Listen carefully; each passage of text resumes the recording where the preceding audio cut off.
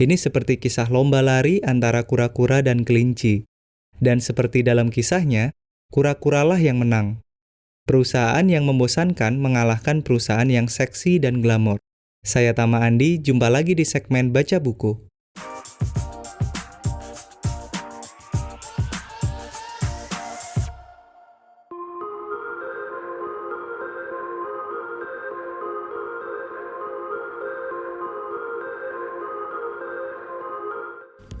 Bab 7. Belilah perusahaan berteknologi rendah, bukan berteknologi tinggi.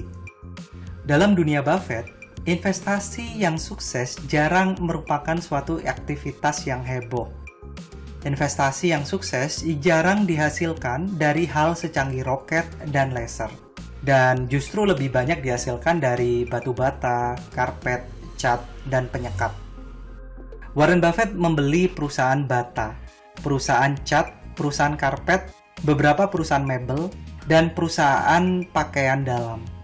Buffett senang memiliki bisnis semacam itu karena mudah dimengerti, stabil, dan mempunyai arus kas yang mudah diprediksi. Bukan perusahaan yang menarik dan mengesankan, hanya perusahaan yang solid dan bagus yang tidak berubah banyak dari tahun ke tahun.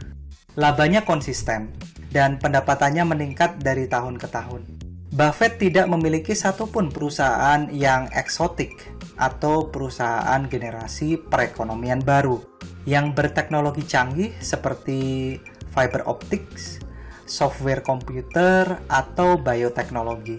Pada umumnya, katanya, return perusahaan berteknologi canggih ini tidak masuk ke kantong investor, pihak pertama yang memungkinkan adanya perusahaan ini. Dia mencontohkan industri seperti radio dan televisi yang benar-benar mengubah hidup kita, tapi tidak memberi keuntungan bagi para investornya. Gadis seperti apakah yang akan Anda ajak ke pesta dansa? Apakah Anda akan mengajak gadis asing yang baru datang ke kota Anda, yang menurut semua orang sangat menarik, tapi tak seorang pun benar-benar mengenalnya? Atau Anda akan mengajak gadis tetangga? Ajaklah gadis tetangga, kata Buffett. Jangan tergoda dengan rayuan bisnis baru yang seksi dengan prospek pertumbuhan yang menggoda. Faktor yang membuatnya seksi juga merupakan faktor yang menyulitkan Anda dalam membuat evaluasi ekonomi jangka panjang yang dapat diandalkan. Ya, bisnis yang glamor mungkin bisa meraih kesuksesan spektakuler dalam jangka pendek. Tapi resikonya untuk jatuh juga lebih banyak. Bagaimana dengan perusahaan batu, bata, cat, karpet, dan mebel, perusahaan-perusahaan tetangga itu? Mereka akan tetap ada sampai 100 tahun lagi. Karena bisnis mereka menghasilkan produk yang bisa dikatakan tidak mungkin ketinggalan zaman. Perusahaan-perusahaan itu mempunyai keunggulan kompetitif yang berjangka panjang dan kemampuan menghasilkan laba yang konsisten. Berpikirlah untuk 30 tahun, saran Buffett. Kinerja 30 tahun merupakan indikator perusahaan yang kuat. 3 tahun tidak berarti apa-apa. eToys.com, cyberbit.com, webfan.com, cosmo.com, pets.com, planetrx.com, rx.com, dan pandesic.com. Apa persamaan dari perusahaan-perusahaan itu? Semuanya adalah perusahaan berteknologi tinggi yang sukses luar biasa dalam waktu 1 atau 2 tahun. Semuanya menikmati kesuksesan singkat dan kemudian gagal. Webfan.com merupakan jasa kurir bahan-bahan pangan online. Memiliki kapitalisasi pasar sampai 7,5 miliar dolar sebelum bangkrut. Mencengangkan? Pasti. Investasi hebat?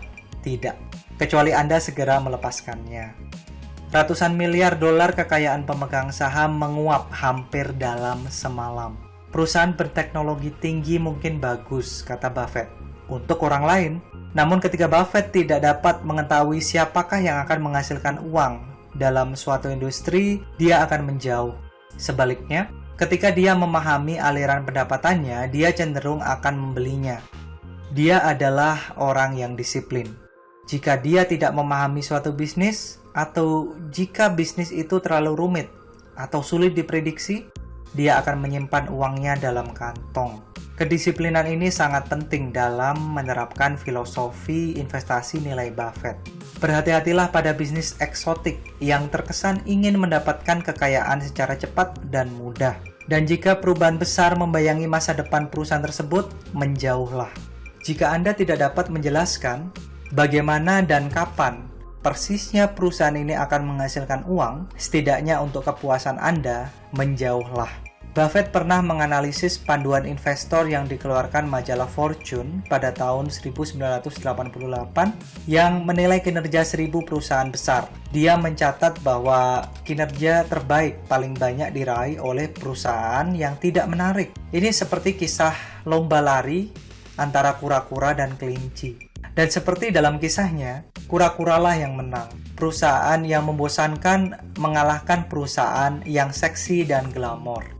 Jangan tergoda dengan transaksi yang menawarkan kekayaan secara cepat dan melibatkan perusahaan yang relatif rumit, misalnya perusahaan teknologi tinggi.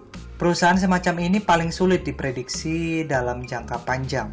Investasi di perusahaan berteknologi tinggi ibaratnya quarterback yang melempar bola sejauh 60 yard di lapangan. Kadang-kadang berhasil secara spektakuler, tetapi lebih sering lemparan tersebut tidak berhasil. Buffett lebih suka membawa bola ke tengah lapangan demi 3 yard yang menjamin dan kepastian skor. Ini persis seperti pendekatan Vince Lombardi pada saat melatih Green Bay Packers. Lebih baik mendapatkan kepastian akan hasil yang baik daripada berharap mendapatkan hasil yang besar tapi belum pasti.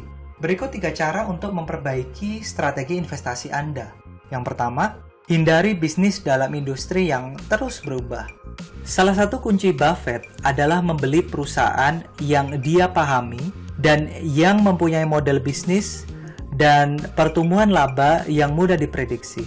Jangan tergoda dengan kegenitan perusahaan-perusahaan Silicon Valley yang trendy. Perusahaan-perusahaan itu terlalu sulit diprediksi dalam jangka panjang. Jika Anda ragu, kunjungilah kuburanbisnis.com. Ini akan menegaskan bahaya berinvestasi di perusahaan menarik yang menjanjikan pertumbuhan yang sulit direkam menggunakan grafik. Yang kedua, berinvestasilah pada bisnis-bisnis generasi perekonomian lama. Buffett menyukai bisnis yang membosankan dan sama sekali tidak menarik. Dia bersikap begitu karena bisnis jenis ini kemungkinan besar akan tetap sama hingga beberapa dekade lagi. Lihatlah bisnis yang sudah lama selama 50 tahun terakhir untuk membantu Anda mengetahui perusahaan mana yang sekiranya akan bertahan hingga 50 tahun mendatang. Yang ketiga, ingatlah bahwa perlu puluhan tahun bagi perusahaan untuk menjadi besar. Pelajaran terakhir dari strategi Buffett yang satu ini adalah untuk berpikir jangka panjang. Ada begitu banyak perusahaan yang melesat seperti roket pada tahun-tahun awal dan berjatuhan seperti batu beberapa tahun kemudian. Cobalah untuk menyaring keluar bisnis yang mungkin terganggu dengan munculnya teknologi atau pesaing baru. Carilah ketiadaan perubahan. Carilah perusahaan yang perubahannya di masa depan hanyalah berupa penambahan bisnis.